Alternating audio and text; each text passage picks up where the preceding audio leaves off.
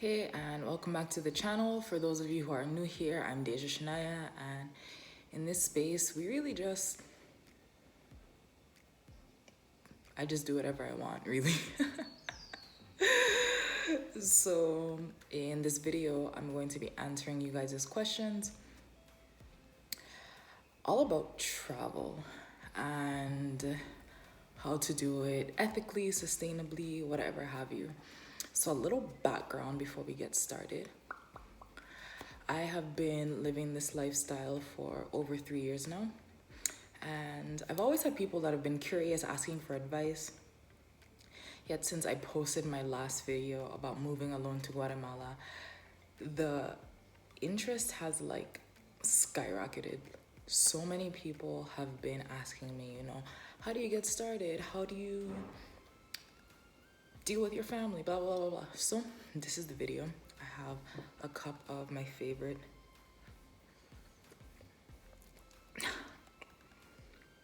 hot cinnamon ginger tea, and let's just get down to it, okay?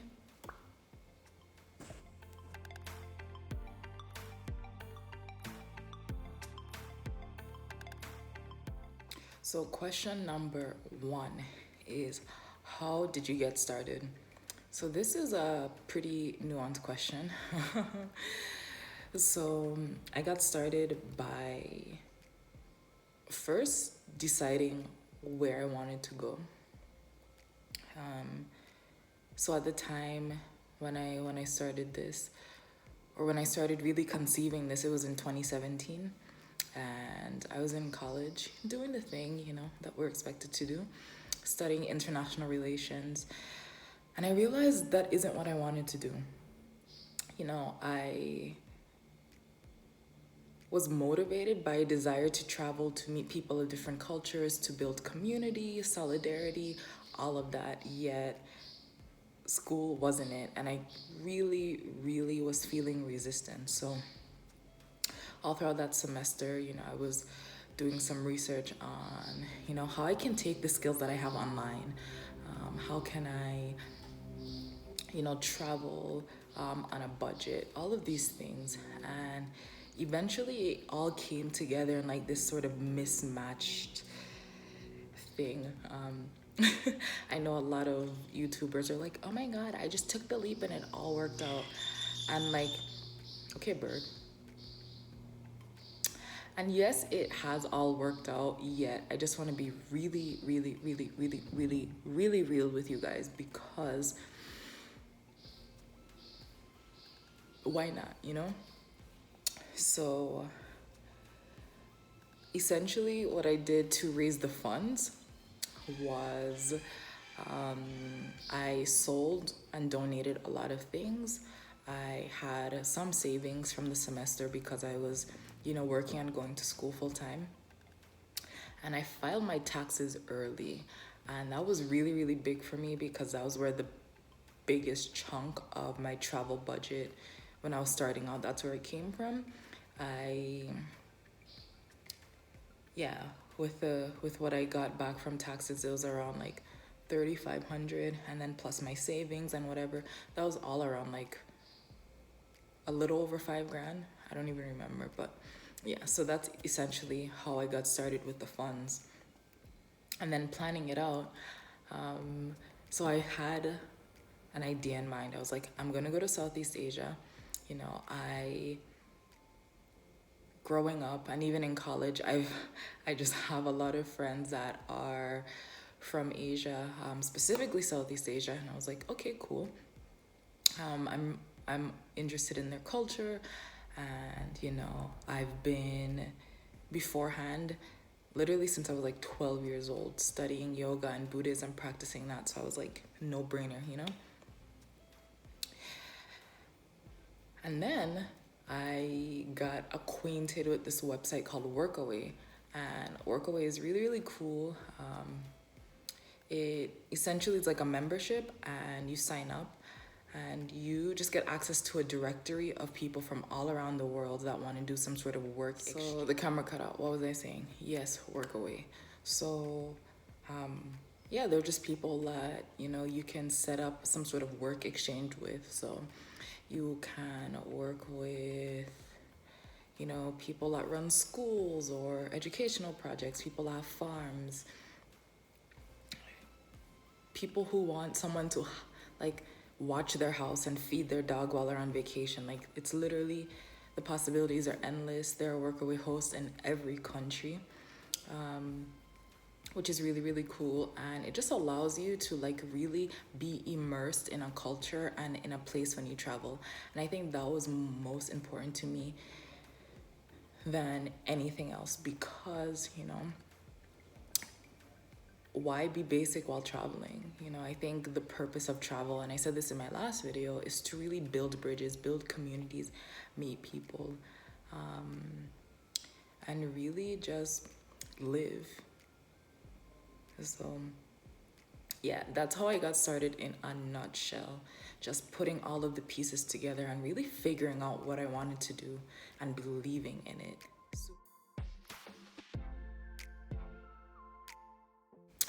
So that kind of leads me to the second question, you know. How do you navigate traveling by yourself?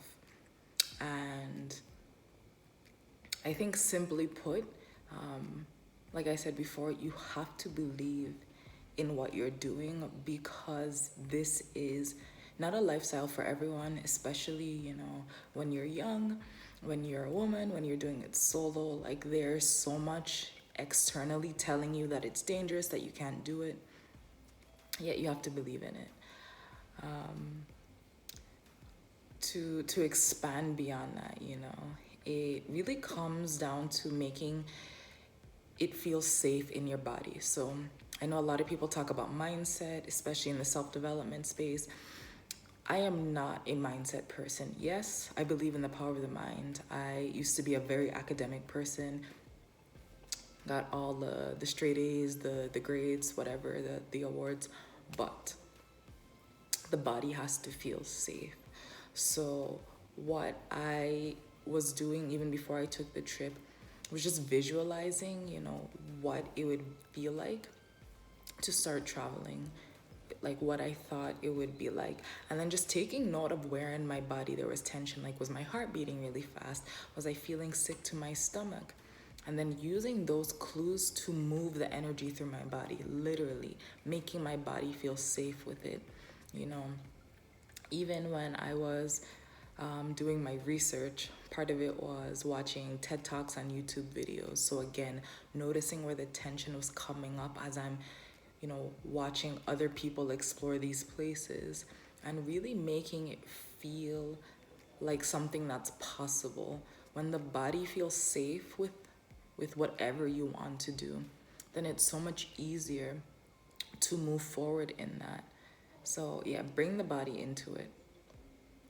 Really, it's like the key to everything I do, the key to how, you know, I live, what I share with the people that I work with, my clients. Like, the body's wisdom is everything. So somatics, yes.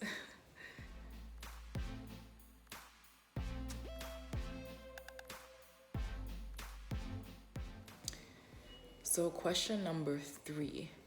What is the biggest lesson that you feel like you've learned on the road? And this, I thought really long and hard about this, because I've learned so much about different people, languages, cultures, food. Yet at the end of the day, it really boils down to trusting my intuition. So I started out on this when I was 19. Oh my goodness. And, you know, I was just really daring. I'm not gonna say I was fearless, because there was fears. Yeah, I was really daring. And I went to Southeast Asia, like I said. Yo, there was a language barrier, there was this cultural barrier. I don't want to say barrier, but there was so much I didn't know. And when you're going into situations that are unknown, this goes beyond travel. It really helps. I think no, it's actually essential to tune into your inner voice, to listen to yourself, to pray, to meditate, talk to God, whatever you feel like you need to do. Because that is how I've been able to navigate this through everything, in spaces where I didn't speak the language, where I didn't know anyone, you know, when it was really me just trusting, having so much faith. And this has evolved over this journey, and I hope, I know it will continue to evolve as I just live in this lifetime. Yet trusting that inner voice has been key in helping me navigate everything, because, you know, vibes don't lie. This is something my father always told me, like, vibes always tell you what you need to know, the energy radiating around you. And the only way to pick up on that energy and to trust the messages you're receiving from that energy is to tune into your intuition. So if you really want to get started on this, you know, before you even take that leap of needing to be in this unknown situation in the middle of Thailand, and you don't speak Thai, and you're trying to figure out which bus to take for your 18-hour bus ride, literally things that I've done, just start by, you know, honing into your intuition at home. So let's say before you make a cup of tea, rather than, you know, steeping the tea that you normally make, just breathe, close your eyes, and ask your body, what do I need? Literally as simple as that. Okay?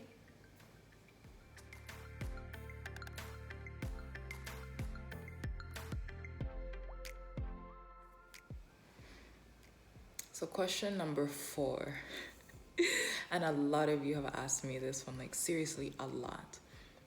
And this is, how has your family reacted? Like, what is the dynamic like? And this is such a complex question, because I think that, you know, my journey of traveling, of doing this whole nomad thing, was utterly my own, you know. So like I said, when I started out, 19 in college, so I think that definitely had a role to play in how my family reacted. I wasn't like this, you know, well-established 50-year-old woman with a career and a house, and I'm just traveling because I can. They were very confused. They were like, why are you, you know, leaving this life? I was on this very conventionally successful path, yet, like I said, I wasn't passionate about it. I didn't give a shit. I still really don't care about going back to that. So there was a lot of sort of this narrative that I heard from a lot of people. You don't know what you're doing, you're very young, this is very impulsive, you're throwing your whole future away. And there was also a lot of concern that came from a good place, yet was actually, you know, negatively impacting me for a bit, where I'd have people in my family telling me, you know, I just watched the news and this happened in this country and women are getting snatched and all of this stuff. So there was a lot of fear and negativity. And for a time, you know, I didn't have contact with some people in my family. And this is just a part of like growing as a human, you know, when you're doing something new, anything goes beyond travel. There are people who will try to convince you out of it because they have fears and they don't believe that they can do it, so they project that onto you. Because they care, yet they don't know how to express it, so they project the negativity onto you. And simply because it's new and it's scary for them, so they don't know what is going on. And this comes back down to, you know, the intuition, the trusting yourself, the believing in yourself, because that is what I had to do. I had to, you know, understand that the limitations that they were sharing with me had nothing to do with me. And that if this was something that I actually felt called to do, then I was more than capable of moving forward with it.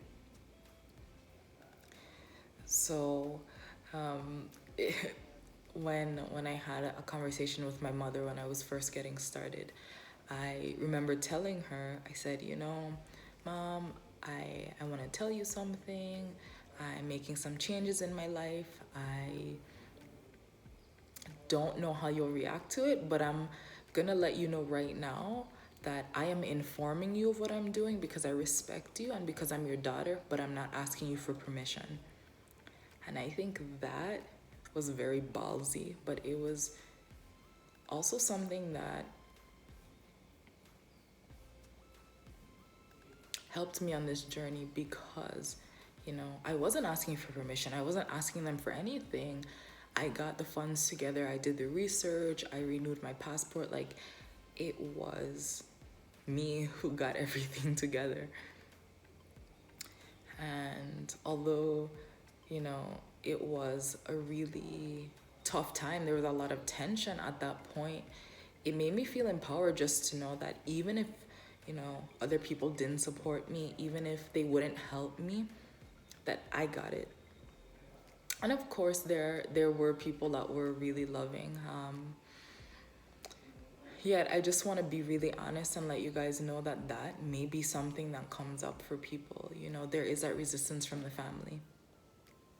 So now fast forward about 3-ish years, and my family's on board with it. I don't know if they exactly co-sign it yet. They know that this is what I'm doing, and they're just like, okay, this she's gonna do what she does. And I even have people like aunts now who are like, I want to travel with you. Like, let's figure it out. And these are women, that I really would have never thought wanted to do this. So with this whole family thing, yeah, just understand that some people might not be on board, and that's okay. And find your chosen family. My chosen family of friends that I have met, oh my God, are so amazing and have always been, really loving and supportive, even if they didn't understand. So family also comes in different packages. And as you continue to pursue the path that you feel is aligned for you, you will meet more chosen family. You will meet more people that your soul aligns with. So yeah, just understand that, okay?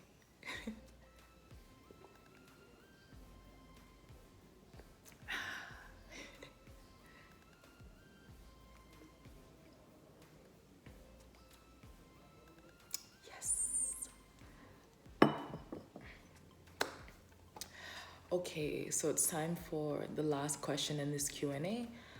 And this one is, wow, I love this question. So this is all about, how did you,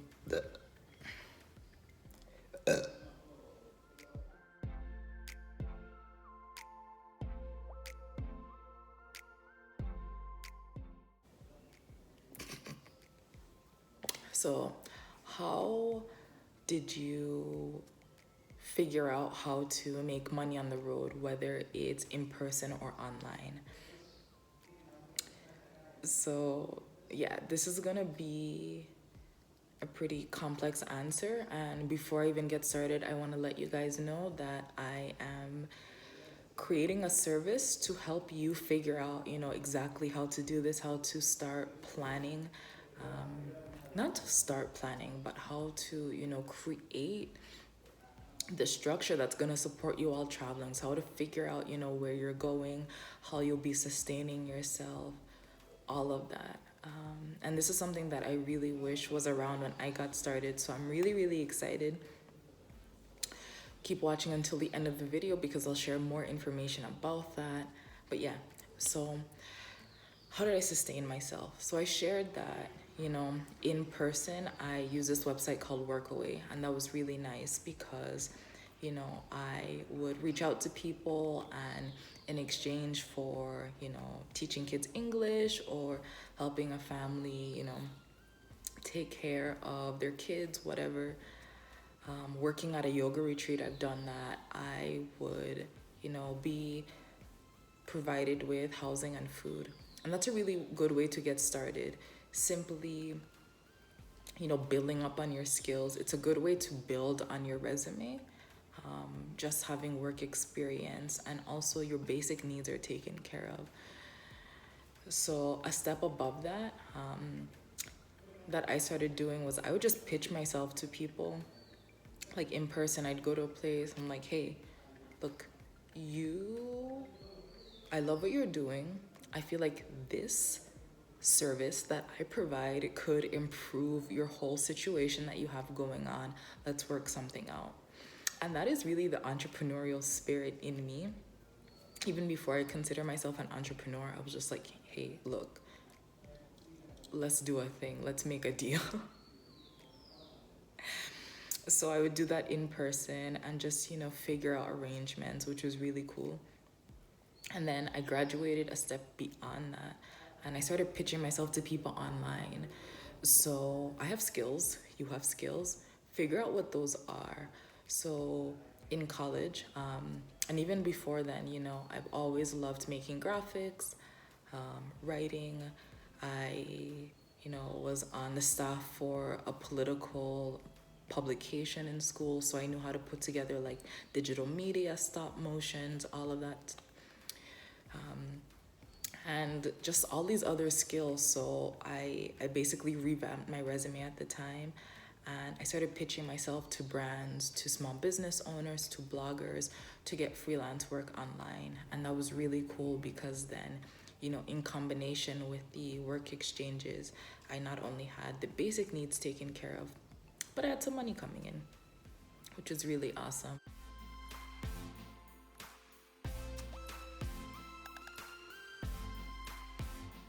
And then I eventually evolved into what I'm doing now with my online business, where, I run healing programs, I have one-on-one coaching, and now this service that I'm so excited to share with you guys.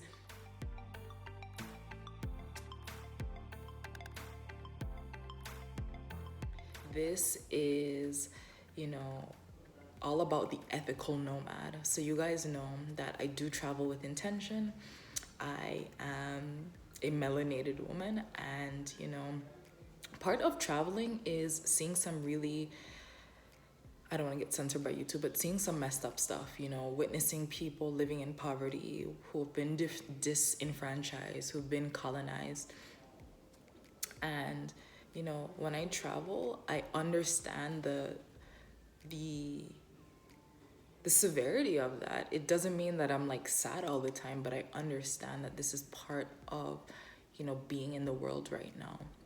So with this whole ethical nomad situation, like I said, it's a service to help you, figure out your plans for traveling and how to sustain it, but also how you can be a responsible traveler and, have a positive impact wherever you go. I think that is really, really important, and it's super beautiful. It's really touching. It is something that I wish that I had when I started, because, the travel space is definitely gaining more diverse perspectives, yet it still is, mainly seen through the eyes of certain people. So we're gonna bust in here and shake some stuff up. So if you're interested, there is more info in the link below. And this is a questionnaire just so you can get started thinking about what you need, and so that I can, understand how we're gonna work together in this. Like I said, I'm really, really excited. I feel super blessed that you guys are interested in this and that you want to move forward in this world and explore not only, what's outside of you, but what's within you. Travel is such a spiritual experience in, my perspective, and it really propels so much growth. So yeah, I'm super excited about it. And that is all I have for you all today. I've loved answering your questions. I would love to do a Q&A again. And yeah, I'll see you guys in the next video. Peace.